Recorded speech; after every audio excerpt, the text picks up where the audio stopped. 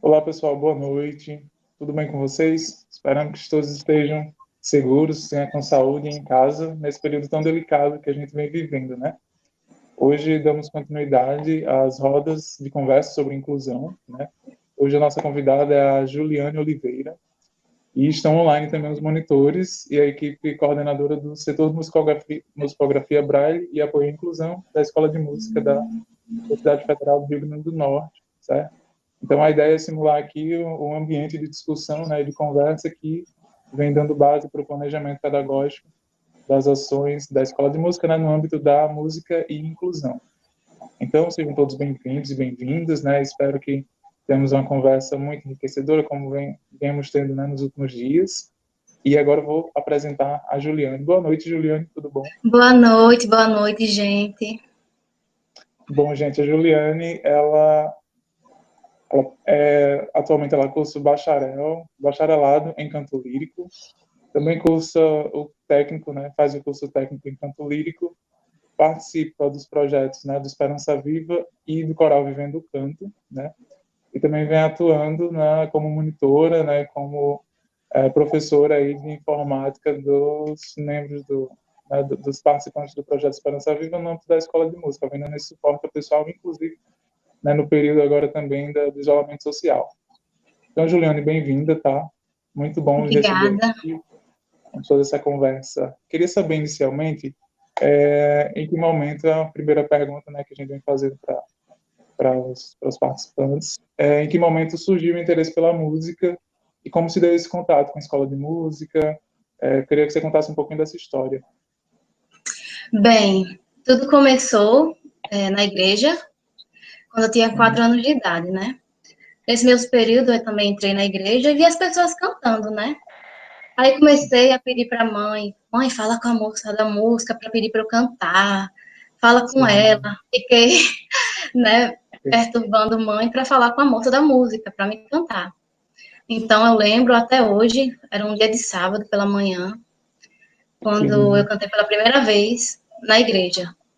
Antes eu gostava de ficar, por causa eu lembro mesmo pequenininha, ficava imitando o Sandy na frente do espelho, botava o cabelo do jeito que Sandy botava. Sempre falo que foi uma das minhas inspirações para começar na parte da música, né? legal. Aí depois continuei. Eu lembro também no Títulos de Cegos que eu gostava de ficar tipo fazendo bandas com os meninos, né? E cantando. E assim Sim, foi. Aí, quando foi em 2015, eu soube do projeto através da Paulinha, né?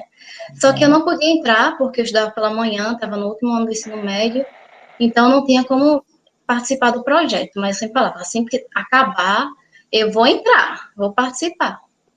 sim, Aí concluí em 2015, em 2016 eu consegui finalmente entrar no projeto. legal. E aí você já, né, já tinha afinidade com a música, né? Mas aí chegando no projeto você teve contato com a questão da teoria musical, né? Sim, Com o instrumento musical também, com a flauta doce com a flauta ou foi na doce forma? também. Sim, Antes, eu tinha tentado aprender teclado antes disso, só que não vingou muito, porque eu fiquei sem professor na época, que era até uma pessoa que estava lá na igreja. sim. Vendi o teclado, inclusive, depois. Eita. Uhum. Aí tentei o violão, até ganhei um violão do meu padrinho, só que não tinha também ninguém para dar aula, né? Aí eu fiquei só Sim, na parte do canto mesmo, até então. Aí quando eu entrei no projeto, aí vi a oportunidade de aprender um instrumento, né, que é a flauta. sim, E a parte da teoria musical, porque até então era muito assim, autodidata, era de ouvir as pessoas cantando, nunca tinha, assim, tido alguma coisa assim, só algumas experiências em grupos da igreja mesmo, mas nada fora disso. tô entendendo. E aí, qual foi, assim, o principal desafio nesse aprendizado da música, né, da teoria musical? Você já dominava o Braille e aí teve contato com a musicografia Braille? Como é que foi esse processo? Sim, eu já dominava o Braille, eu fui alfabetizada pequena, assim que eu entrei no instituto, eu aprendi o Braille. Então, eu acho que deu uma facilitada, assim, para aprender a questão da musicografia Braille, né, que é associar. aos sinais Braille e aos sinais da musicografia. Sim.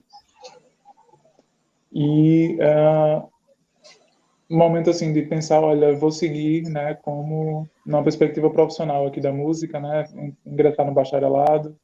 Em que momento deu esse estalo? Em que momento aconteceu essa decisão? Olha, foi dentro do projeto, porque antes eu tinha um pouco de dúvida, eu tinha, sei lá, eu pensei em fazer jornalismo, psicologia, letras, fiz até um vestibular para nutrição em 2015, né?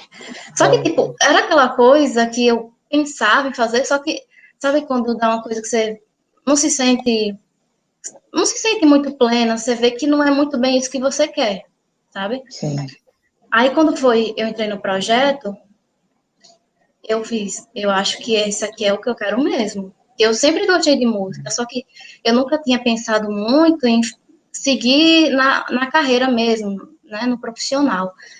Só que sim, depois que eu entrei e vi que realmente era uma coisa que me fazia bem, que realmente eu me sentia à vontade, e eu sabia que aquilo ia me dar prazer no futuro, até para ensinar, levar aquilo para as pessoas, falei, não, esse aqui mesmo que eu quero fazer, é esse que eu vou fazer. sim. E aí você iniciou o curso, o bacharelado foi em que ano, Juliana? O bacharelado esse ano, primeiro veio o técnico, Sim. que E comecei aí em o técnico, 2018. que massa. E aí o técnico também já deve ter dado suporte na parte da teoria musical, né, de repente. Com certeza. Uhum. E aí quais os principais recursos que você usa, assim, em termos de tecnologia assistiva, né, para como recurso auxiliar aí nesse processo de aprendizagem? Bem, eu utilizo a máquina Braille, a reglete, uso o computador também bastante, com os leitores de Sim, tela, já para me dar esse suporte. estou entendendo. E assim, queria que você falasse um pouco sobre a rotina de ensaios, né, da performance do canto. Quais seriam assim as curiosidades, né? Como é que você foi, digamos assim, aprendendo a otimizar esse tempo, né, de fazer a leitura, de ensaiar o repertório? O que você teria assim, de curiosidade para trazer para a gente nesse aspecto? Bem, assim que eu entrei no curso técnico, teve aquela coisa de como é que seria a partitura para canto, né? Porque nunca tinha tido é, essa questão aqui na escola de música, era mais instrumentos e não tinha essa questão para canto. Então, inicialmente, eu era muito assim, pelo ouvido, né? Antes de a gente ver essa parte da partitura para canto, e a professora Sim, sempre ia falando a questão das letras, ela para me decorar, né? Só que depois que veio essa parte da partitura, deu mais uma facilitada, né?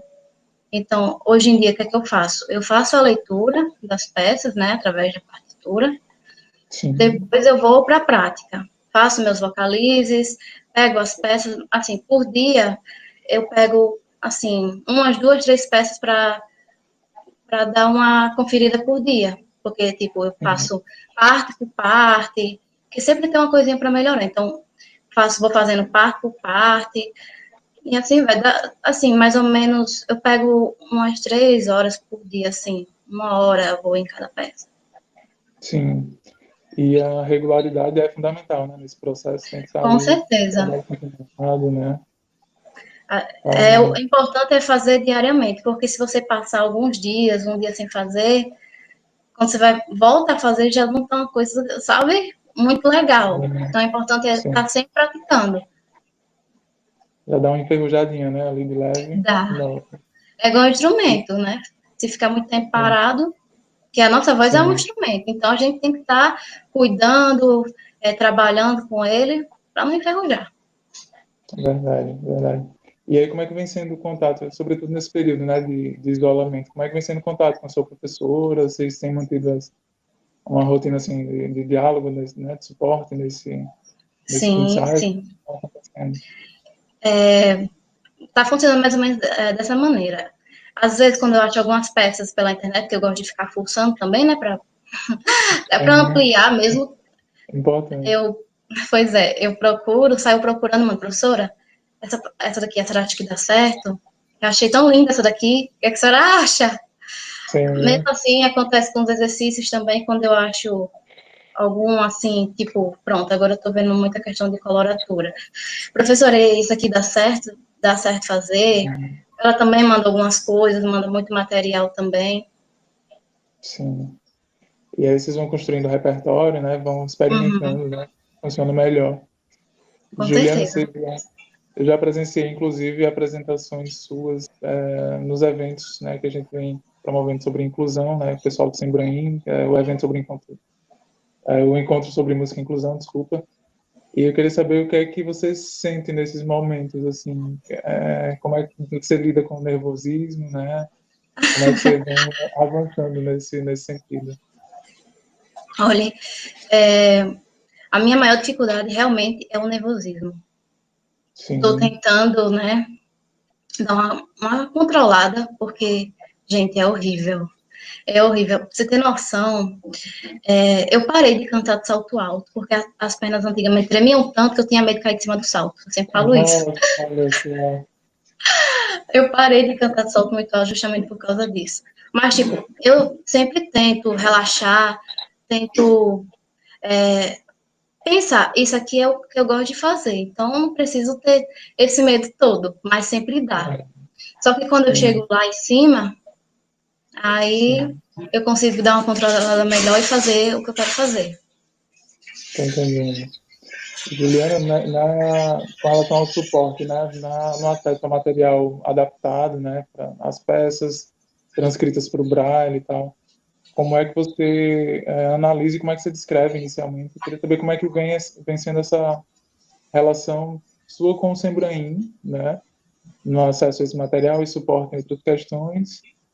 E aí, lá na frente, eu faço a próxima pergunta. Fazer primeiro você. Quando... Graças a Deus, a relação é muito boa. Sempre que preciso de material, ou os professores, ou eu mando por e-mail do Sembraim, eles sempre estão adaptando os materiais, justamente para auxiliar. Isso é muito bom. Sim. E aí, não só as partituras, né, existe também os textos, né, Sim, escritos. os textos, livros também, que a gente precisar, só ver lá que eles têm naquela parte de materiais adaptados, né? Sim. Eu vejo que às vezes vocês desenvolvem dentro de sala de aula e aí é muito também junto com o professor, né? Uhum. Algumas algumas tecnologias, alguns recursos pedagógicos, às vezes até utilizando material reciclado e tal, e que de repente viabiliza ali, né, e torna o processo de aprendizagem mais inclusivo. Aí eu queria saber se no canto existe alguma coisa que vocês chegaram a desenvolver, algo que vem lhe dando suporte, né, para aprendizado, né, nessa área. Pronto, eu te dou um exemplo de uma disciplina que eu fiz pelo técnico no semestre 2019, foi, 2019.1, que essa disciplina lidava muito com símbolos, então a gente teve que fazer algumas coisas, algumas matérias para que eu pudesse ter acesso a esse material, que Sim, é o seguinte, essa disciplina trabalha com IPA, que é um alfabeto fonético, que é para cantores. Então, realmente são muito simples. Então, o que, é que a gente fez? A gente usou a carretilha para dar aquele relevo nos símbolos, a gente trabalhou também com barbante para sim. adaptar esse material. Tô entendendo. Bacana, né? E assim, vai muito de acordo com as necessidades, né? Assim, olha, preciso Sim, entender melhor como funciona isso, né? Como, quais são os símbolos e tal, aí vocês vão desenvolvendo junto isso. isso. Legal. Imagino também que a informática, né, os conhecimentos de informática sejam muito valiosos para esse processo.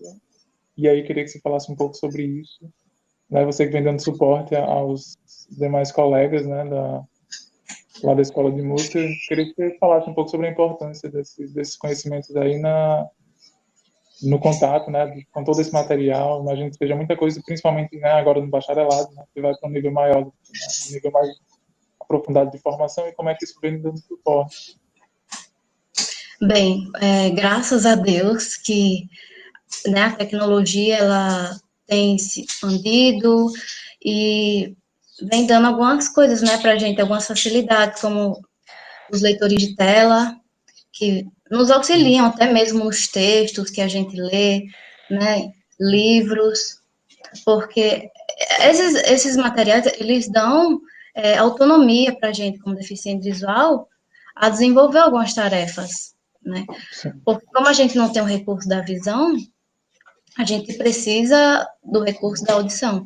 Então, a gente utiliza esses leitores, todas essas tecnologias, na forma de audição, já que não tem como na visão. Então, eles leem, a gente vai passando, eles vão lendo tudo que tem na tela para a gente, dá aquele suporte, que como vocês têm na questão da visão, né? A gente tem tudo isso. Tem algumas coisas que precisam melhorar?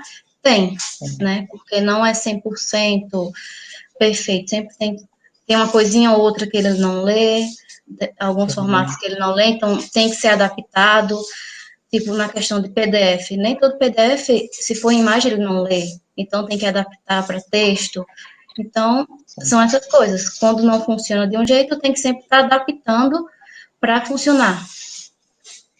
Entendendo. E aí, nesse suporte, né, que você vendendo aos seus colegas, quais são as principais demandas, assim, que surgem, né? Digamos que você montasse ali um curso, né, para dar um suporte nessa parte da inclusão, né, da acessibilidade. E aí, quais seriam, assim, os principais tópicos que você pensaria em ministrar ali, porque é o que mais hoje, né, que o pessoal está precisando aprender? Bem, né, nessas últimas aulas que eu estou dando à distância, estou muito nessa questão de CIGA, e-mail, pesquisa na internet para pesquisar algum assunto, Sim, mas nessa questão, assim, do acesso à internet mesmo, no momento. Só que sempre eu começo dando as coisas básicas dos leitores, os atalhos, justamente para facilitar esse acesso, né, as funções básicas dos leitores, atalhos, para depois ir para essa questão da rede, né, da internet. Porque eu acredito que antes de você ir para uma coisa assim mais avançada, a gente tem que saber do básico justamente para facilitar depois, né? Para aquele que é mais, vamos dizer assim, mais complicado, vai se tornar um pouco mais simples quando a gente tem algumas noções. sim. E está familiarizado, né, ele já saber navegar, né, Sim. saber Uhum. ficar a base que vai, né, possibilitar toda a Sim. exploração dos outros recursos, né, dos novos recursos. E Uhum. aí, Juliana, eu queria voltar um pouquinho no tempo com você. A gente conversou um pouco sobre a decisão aí que envolveu cursar o bacharelado em Santos. E aí queria voltar um pouquinho assim para saber como foi o processo a escolha de cursar o curso técnico, né? Como é Uhum. que aconteceu, como é que se deu essa decisão e como foi o processo seletivo, né? Como é que você se preparou também para esse ingresso na escola de música? Bem, em 2017, eu recebi um convite da professora Cláudia para tentar fazer o técnico de canto lírico, né? No início, Sim, eu fiquei, será que dá certo canto lírico? Porque eu sempre cantei popular, né? Nunca tinha sim, tido esse contato, assim, eu mesma cantando canto lírico. Então, será que dá certo? Eu acho que, sei não, porque será que eu tenho voz para isso? Sei lá. Vamos ver, sim. né? Vamos tentar. Então, eu Uhum. passei o primeiro semestre de 2017 me preparando para fazer Sim, a prova e fiz, né? Assim, não, assim, eu não tinha aquela coisa que iria passar, até porque como eu era nova no canto lírico, então, assim, eu estava conhecendo as peças, né, naquele tempo, era pouco tempo. Para você ter noção, teve peça, uma das peças que eu cantei na apresentação, eu tinha o quê? Ensaiado o quê? Umas 3 vezes. Se foi 3 vezes que eu ensaiei, foi muito. sim, E eu fiquei, será que vai dar certo? E o suporte na prova foi através do material Braille, né? Teve todo o solfejo, a leitura rítmica que teve, foi em Braille. Tive sim, sim, sim. acesso ao material. Sim, então foi, pelo que eu entendi, foi muito em função de uma provocação, né, da sua professora. Foi Eu isso? Foi também muito. gosto de me desafiar, né? Às vezes, então, não, Sim, simbora, vamos tentar. sim, muito legal. E isso aconteceu em que ano, Juliano? Foi 2000, 2017. 2017, pouco antes do Isso. bacharelado, muito bom. E aí, se a gente voltar um pouquinho mais aí no tempo, como é que tua família reagiu a essa escolha, né, da música como perspectiva profissional, como carreira, né? Graças a Deus reagiram bem, como mãe sempre fala, né? Você tem que fazer o que você gosta e o que você quer. Ela sempre me incentivou, ela, pai, para fazer o que eu gosto. Porque Sim, não adianta fazer alguma coisa que você não goste, só por causa do dinheiro. Mas sim, sim uma coisa que você realmente queira, que você goste, porque assim você vai ser um ótimo profissional. sim. E aí fica prazeroso, né? Sim. Já é difícil quando se gosta da área, né? Imagina quando não se gosta, né, da área. Se torna Aí um fica fardo, né? fácil, realmente. Juliane, olha só, analisando hoje, você já tem, né, uma trajetória em algumas áreas da música. Eu queria que você falasse um pouco sobre a importância da musicografia Braille nesse processo de aprendizagem musical, né, da questão da inclusão no âmbito da música. Como é que você, né, traria esse panorama para a gente? Como eu sempre falo, a musicografia, para mim, eu acredito que seja uma certa independência, sabe? Uma autonomia. Porque Sim, eu lembro que quando eu estudava, eu vi alguns amigos meus falando sobre notas musicais, né? Claves, e eu nunca tinha visto, nunca tive contato, e eu sempre tive aquela coisa, será que um dia eu vou saber o que é cada nota, saber sentir essas notas, como eles? E depois que eu sim, conheci a musicografia, eu fiquei, sabe, nossa, agora eu tô conhecendo, sabendo como é aquele contato, então, assim, através da musicografia, a gente tem uma autonomia, tem a independência de ler aquilo que a gente está cantando, o que a gente está tocando. A gente mesmo pode fazer essa leitura sem precisar de que alguém fique falando direto, sabe? A gente mesmo pode ter esse contato. E isso é muito bom. sim. Entendo. Você já falou que a musicografia dá um suporte também para fazer a leitura, né, das peças num primeiro momento do ensaio, né, que aí é uma forma como você organiza o seu tempo. Eu queria que você falasse um pouco sobre a questão assim dos ensaios, mas na perspectiva, de repente, de postura, como você vai ajustando, né, como você vai fazendo as modificações que a professora solicita, né, que a sua orientadora solicita. Isso tanto falando, né, do canto lírico e também, se pudesse trazer aí algo em relação ao flauta doce, né, já que existe lá uns ensaios também, na Esperança Viva. Sim. Bem, na questão do canto, da flauta também, o que a professora Cláudia sempre vem fazendo é a questão do toque. Ela toca em você para dizer como é que você tem que ficar em relação à postura, ou algo que ela queira que você faça, ou por onde aquele som tem que sair. Sempre está mostrando é, nessa questão realmente do toque, né? Trabalha muito com essa Sim, questão do toque. sim. E aí na Até flauta é o para, mesmo processo ou já sim, a tem outra? mesma coisa. Sim, Sim, a mesma coisa. Conselhos também. E na questão do canto, até na questão da respiração mesmo, para você saber como é, que você tem que respirar, ou por onde o som tem que sair, ela sempre toca para mostrar onde é que é. Já que é uma coisa muito visual, né? Então, sim. Já pensando na música erudita, né? Quais seriam hoje suas principais referências, assim? Quais são as profissionais, as cantoras que você tem ali como referência e como espelho, né? Aquilo que você almeja? uma cantora que eu conheci depois do canto lírico, que eu gosto muito dela, sempre estou vendo alguma coisa dela, é a Maria Callas. Ela canta muito, canta Sim, demais. Canta, né, uma cantora que fez história e tem uma voz maravilhosa. sim. Inspiração, né? Uhum. E aí, Juliane, se a gente for pensar assim, queria que você falasse sobre, e aí já falando de rotinas de aula, né, de interação com a comunidade acadêmica, queria que você falasse um pouco dos desafios da inclusão nesse ambiente, né, dentro da universidade. Quais eram os desafios que você percebia, né, quando, assim que você ingressou, se houveram avanços nesse sentido, né, qual o balanço que você faz aí desses, já estamos em quantos anos? 5 anos, né, quase, de escola de música, de repente, e aí Uhum. você falasse um pouco da sua percepção nesse sentido.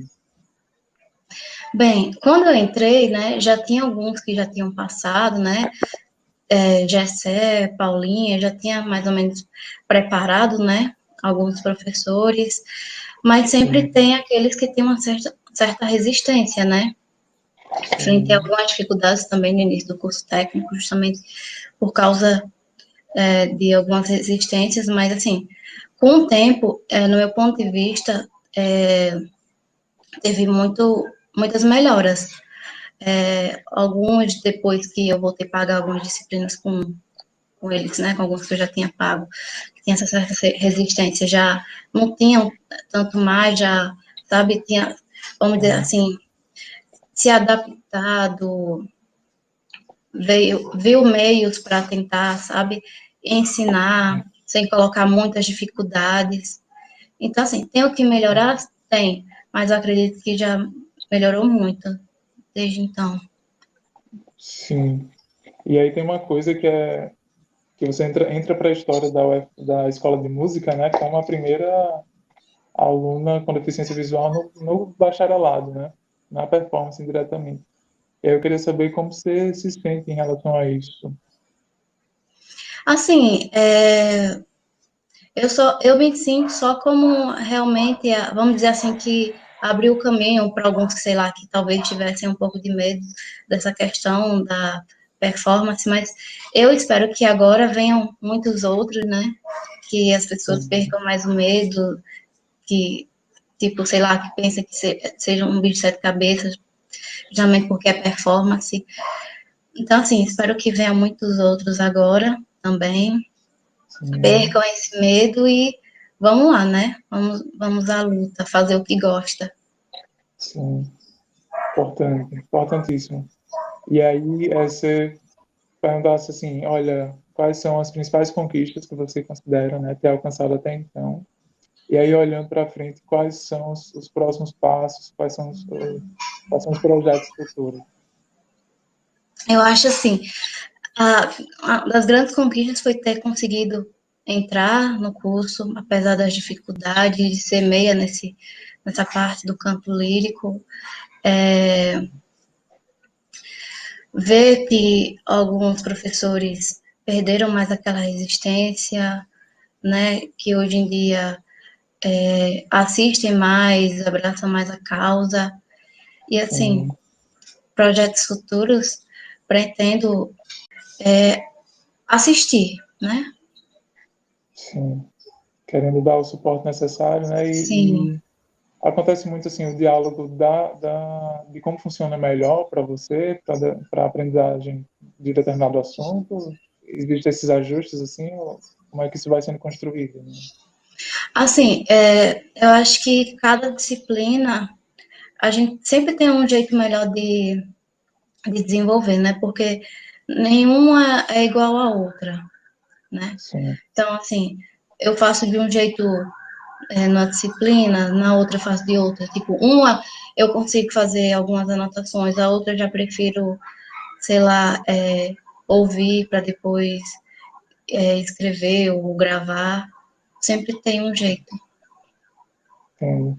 E aí quando você vai para outros ambientes de ensino ali, que não são lá na escola de música, ou que são lá na escola de música, ou que fazem parte de eventos, né, como masterclass, cursos, palestras e etc. Como é que você vem sendo, como é que os professores, né, visitantes vêm recebendo você nesses espaços?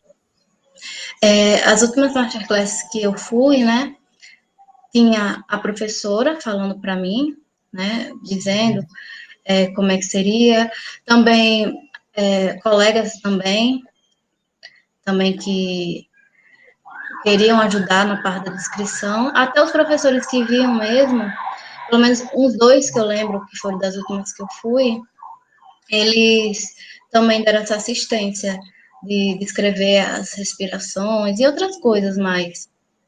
Sim. Até na parte da correção mesmo, eu lembro que a última que eu fui, ele fez bem igual a professora Cláudia, né? Ele foi para perto de mim, fez eu pegar na cintura para saber mostrar sobre a respiração, bem nessa questão. Sim. Então, né, independentemente ali do contato, né, assim, cotidiano, né, existe um esforço, né, assim, de tornar o processo mais acessível, né, mais inclusivo. Sim, Que bom, ainda né, bem. que bom.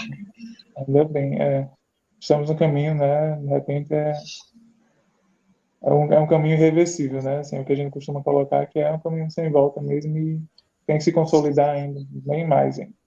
É sair da teoria da inclusão e ir para a prática, né? Porque não Sim, adianta só a gente falar em incluir, a gente tem que incluir. sim. E esse contato, né, com as pessoas com as necessidades específicas é que vai também dando mais conhecimento, né, para que as pessoas saibam como colocar a inclusão na prática, né, como você está colocando. Sim, sabendo a dificuldade de cada um, como é que vai funcionar cada coisa para cada um. Sim. E aí é o trabalho de formiguinha, né, mas que aos poucos vai se consolidando, né, e Sim, acho. Ia falar alguma coisa? não, Pronto. Bom, Juliana, e é nesse contexto que eu acho que o seu relato, né, a sua experiência, né, assim, uma ilustração muito rica, sabe? Assim, né, justamente do que se coloca como desafiador inicial, mas, né, e aí você vai vendo as melhores formas, né, de estudar, de se apropriar, de desenvolver naquela área, né, meter a cara mesmo, apesar do sim, nervosismo, né, às vezes, e, assim, agradeço, parabenizo, né? Acho que é um relato muito, muito legal. Serve de inspiração para muitas pessoas que estão assistindo agora, né? Para as pessoas com as quais você convive. E aí não só, né? Os alunos, mas também professores e servidores, como é meu caso, acho que nos ensina muito, né? E agradeço pelo seu tempo aqui conosco, né? Para ter essa conversa. Agradeço também as pessoas que estão aí conosco ainda acompanhando né, no YouTube. Aproveito para comunicar que na sexta-feira teremos a conversa com a Paula Viviane, e aí vai ser no horário diferente, vai ser às 17 horas, tá bom? E aí, Juliane, queria que você, né, deixasse suas considerações finais, deixar um recado para quem nos acompanha. bem, olha, gente, uma coisa que eu digo para vocês, não desistam daquilo que vocês querem fazer, sigam sempre em frente, dificuldades vão ter, sempre vai aparecer, mas as dificuldades eu acho que vêm para mostrar que a gente pode passar por elas e que a gente é forte. E outra coisa, incluir, como eu sempre falo, não é só dentro de uma sala de aula, incluir é incluir na vida. É você fazer com que aquele deficiente seja seu amigo, até porque, como eu sempre falo, limitações todos nós temos, né? Uma deficiência é só uma limitação, como qualquer outra pessoa tem. Então, inclua, seja amigo, seja com aquela pessoa, não tenha medo. Muito bom. Pessoal, agradecemos pela audiência, né? Agradecemos mais uma vez a Juliane. Juliane, muito Obrigada a obrigado, tá? vocês. Espero que venham Obrigada a outros momentos vocês. aí de conversa, né? E aí sigam com a gente nos próximos momentos, né? Nas próximas rodas de conversa sobre inclusão. Até logo, pessoal. Boa noite. Espero que todos e Boa todas noite. fiquem bem. Boa noite. Tchau, tchau.